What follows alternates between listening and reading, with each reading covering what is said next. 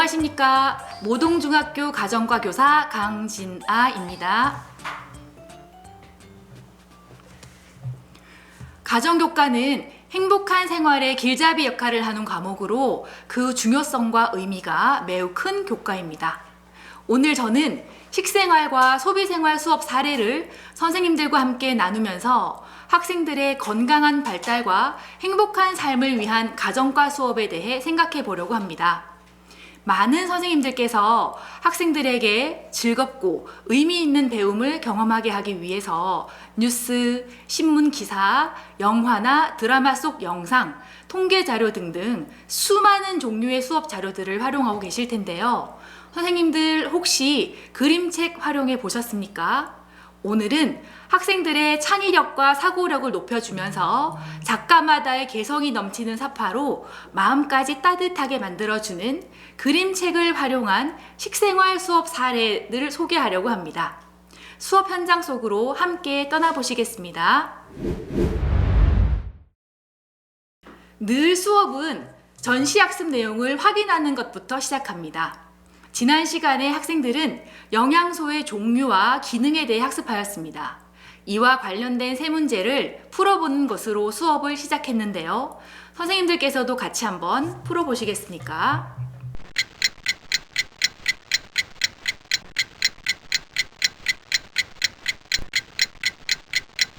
네, 이렇게 해서 학생들과 함께 간략하게 세 문제 정도의 전시학습 내용을 확인을 했고요.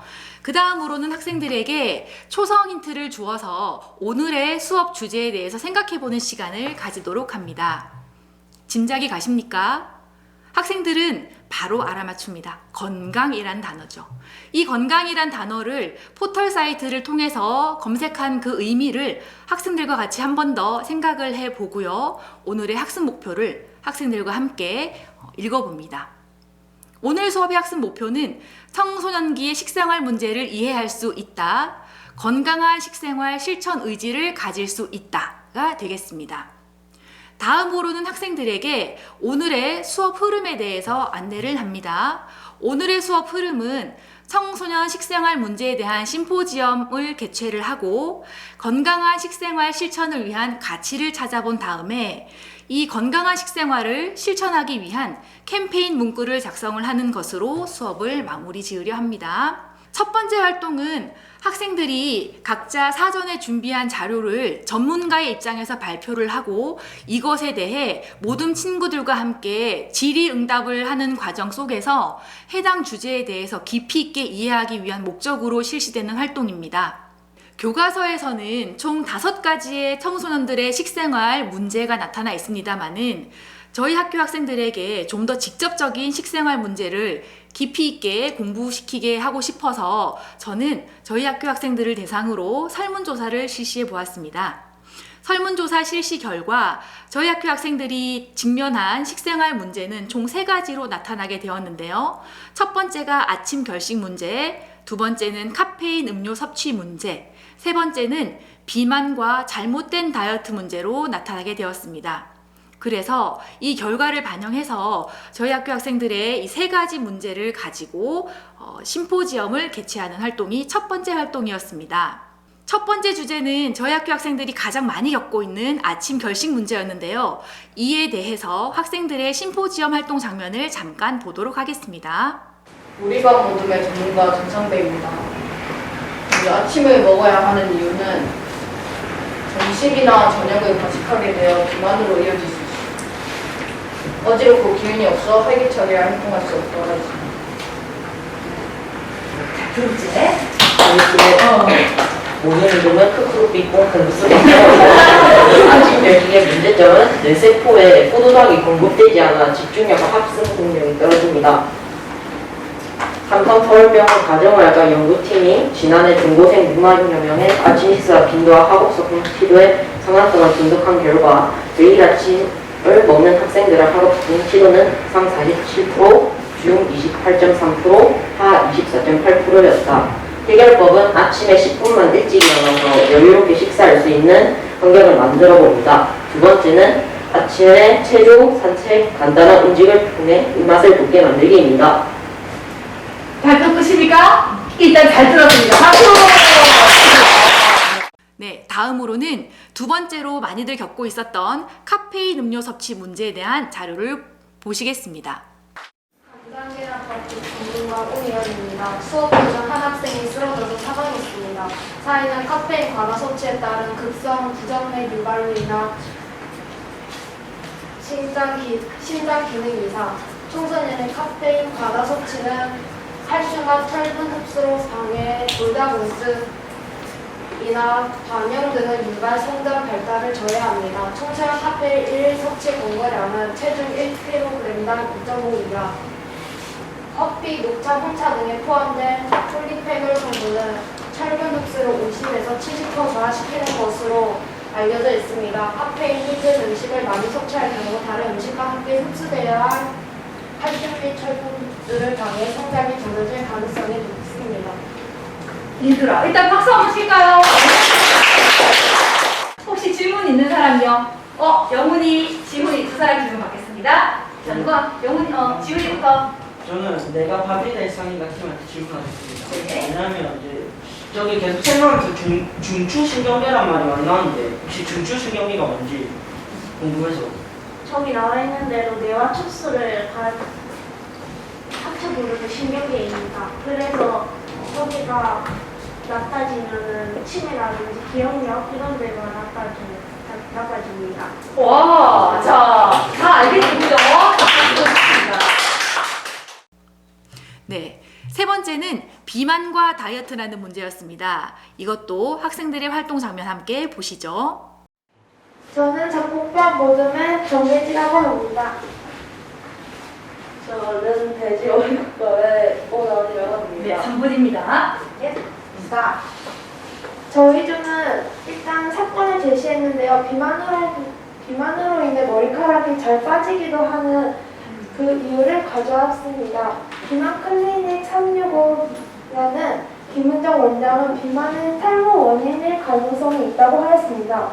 특히 복부 비만이 있을 때 탈모의 주범이라고 했습니다. 안드로겐은 남성 고환의 간세포이고 영양이 증가될 수 있기 때문이라고 설명을 하였습니다. 비만인이 즐겨 찾는 식단은 대부분 고열량 고지방이기 때문에 콜레스테롤 수치가 높이게 되면서 테스토스테론 생산을 촉진한다고 합니다. 한 사람도 질문 받겠습니다. 너희들 했으니까는 저기 이제 안 한 친구들 할게요. 주요 민치 할까요? 작곡가 모두한테 질문이 하나 있습니다. 네. 저기 아래쪽에 그 약을 복용해서 살을 빼면은 몸에 안 좋다고 되어 있는데 그럼 왜 몸에 안 좋은지 질문할 수 있을까요? 약을 먹어 살을 뺐을 때 왜 안 좋냐? 제가 그 부작용으로 약을 계속 섭취했다가 한통이 들리거나 환자분이 계셨다는 사건을 들었습니다. 약을 먹었을 때 살은 빠지지만 환청이 들리거나 하는 그런 사례를 본 적이 있다. 다 되었습니까? 자, 이제 이렇게 마무리하겠습니다. 박수! 네, 보신 바와 같이 학생들이 되게 재밌어 하면서 심포지엄 활동에 몰입하는 것을 확인하실 수가 있었습니다. 자, 이후에 이 학생들에게 열심히 활동한 모둠, 그리고 개별적으로 열심히 활동한 학생들에 대한 보상을 진행하면서 학생들이 조금 더 수업에 몰입하고 학습 동기를 가질 수 있도록 그렇게 심포지엄 어워드라는 활동으로 학생들의 학습 동기를 강화하였습니다. 두 번째로는 건강한 식생활 실천 가치를 찾는 활동이었습니다.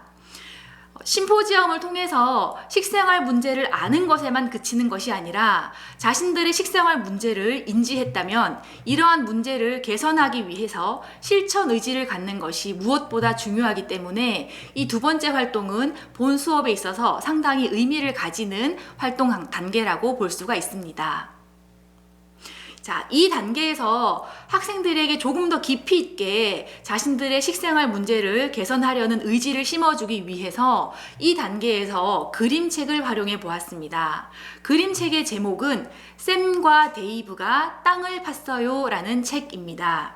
보시는 바와 같은 책인데요. 표지의 왼쪽 아래 부분에 보시면 칼데콧 아너상이라는 표식이 붙어져 있습니다.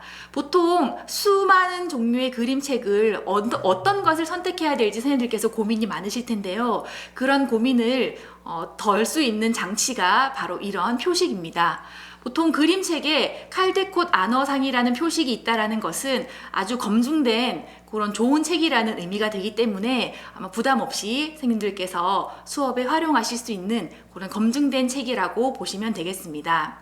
내용은요, 오른쪽에 보시는 세 개의 그림과 같이 이 두 친구가 커다란 보석을 찾기 위해서 땅을 깊이 파내려 가고 여기저기 파내려 가는 그런 과정을 담은 책인데요. 결국 이 두 소녀는 자신들이 찾고자 하는 보석은 찾지 못합니다만은 마지막에 그렇게 보석을 찾기까지의 그 과정이 참 의미 있었다라는 것으로 그림책은 이야기를 맺고 있습니다. 이 이야기에 대해서 그 주제를 해석하는 것은 상당히 다양하게 해석이 가능하겠는데요. 이것을 학생들에게 물어봤을 때 학생들은 이 그림책에 나오는 보석이라는 것은 우리 식생활 수업에 있어서 건강이라는 가치와 통한다라고 판단을 하고요. 이러한 보석을 찾기 위한, 즉 건강이라는 가치를 찾기 위해서 필요한 가치를 생각해 보는 활동으로 아이들이 연관지어 생각했었습니다. 학생들에게는 실제로 수업 시간에 그림책을 읽게 하기에는 시간이 부족해서 보시는 바와 같이 유튜브 영상을 제공을 했었습니다. 학생들이 이 필요한 건강한 식생활을 위해서 필요한 가치를 찾는 활동 장면 잠깐 보시겠습니다. 이 그림책에서 보석이 나왔잖아요. 네. 우리 지금 수업 주제에 연관시킨다면 보석이라는 거는 뭐를 말할 수 있을까? 그렇죠. 와, 유빈이. 오, 좋아요. 자, 보석은 뭐다? 건강을 의미하는 거겠죠. 그래서 그 건강을 찾기 위해서, 건강이라는 보석을 찾기 위해서 이리저리 시도하고 끈질기게 노력하는 그런 내용을 담고 있습니다. 건강한 식생활을 실천하기 위해서 필요한 두 가지 어떠한 가치는 무엇일지 가치 카드에서 골라도 좋고 또는 없는 거 그냥 적어도 좋겠습니다. 지금 두 가지 멘티미터로 입력해 주세요. 자, 이제 여기서 마감하겠습니다. 자, 보니까 여러분 생각에 건강한 식생활을 실천하기 위해서 꼭 필요한 가치는 두 글자 뭐다? 같이 읽어보자. 시작! 끈기! 그 다음 뭐가 필요하다고 했을까요? 책임감, 인내, 노력, 열정. 다시 한번 읽어봅시다. 시작! 끈기, 인내, 책임감, 열정 이런 가치도 있습니다. 됐습니다. 네. 학생들은 멘티미터의 워드 클라우드 기능을 이용해서 자신들의 식생활 문제를 개선해서 건강한 식생활을 영위하는 데 필요한 실천 가치를 다음과 같이 찾았습니다. 보시는 바와 같이 끈기, 인내, 책임감, 실천 이러한 가치들을 아이들이 찾아내었거든요. 그리고 나서는 이러한 가치를 바탕으로 실제 내가 건강한 식생활을 실천하기 위해서 필요한 캠페인 문구를 작성해 보는 것으로 해당 가치들을 내면화하고자 했었습니다. 건강한 식생활을 위해 아침밥은 거르지 말고 카페인은 적정량만, 너무 심한 다이어트와 비만은 피하자. 이 문구를 보면 이번 수업에서 다루었던 세 가지 식생활 문제, 아침 결식, 카페인 음료 섭취, 비만과 잘못된 다이어트에 대한 내용을 이해하고 이를 실생활에서 어떻게 행동해야 되는지를 캠페인 문구로 잘 표현한 것을 확인하실 수가 있습니다. 마지막으로 이 수업에 대한 학생들 소감 잠깐 살펴보시겠습니다. 오늘 카페인 크게 좀 해주세요. 저는 오늘 카페인 음료 섭취에 대해서 더 정확하게 알았습니다. 박수! 자, 유빈이. 평소에 아침을 안 먹었는데 이제 아침 먹어야 생각이 들었습니다. 이제부터 아침 먹어야겠다. 민채, 잘 들어주자, 친구 얘기는. 최근에 살이 쪄서 약을 사서 이제 살을 뺄까 고민하고 있어요. 오. 괜찮다는 걸 알고 운동을 하기로 했습니다. 야, 박수! 학생 수업 소감까지 모두 살펴보았습니다. 잘 보셨습니까? 본 수업은 심포지엄 활동을 통해서 식생활 문제에 대한 이해를 높였으며 그림책 활용을 통해 학생들로 하여금 자신의 식생활 문제를 인식하고 이를 개선하기 위해 필요한 실천 의지를 갖게 하는 효과가 있었습니다. 사실 그림책 활용이 중점 활동이 되는 수업은 아니었습니다. 수업 중간 단계에서 쉽게 활용 가능한 여러 가지 형태의 자료 중 하나의 형태로 그림책을 활용했다라고 보는 게 맞을 텐데요. 그렇지만 본 수업에서와 같이 그림책을 아주 간단하게 활용했을 뿐인데도 학생들은 본시 수업에서 다루었던 청소년 식생활 문제를 깊이 있게 인식하고 이를 개선하기 위해 진지하게 노력하고자 하는 자세를 보여주었습니다. 아마 그림책이 주는 울림 때문이 아니었을까 싶습니다. 그림책 활용 수업은 수업 시간을 통해 책 한 권을 읽을 수 있다는 점, 그리고 그림책에 사용된 수많은 비유와 상징을 수업 주제와 연관지어 생각해 봄으로써 창의력, 사고력, 상상력을 신장시킬 수 있다는 장점이 있습니다. 선생님들 수업에도 그림책 한번 활용해 보시는 거 어떠실까요? 이상 심포지엄과 그림책을 활용한 식생활 수업 사례였습니다. 감사합니다.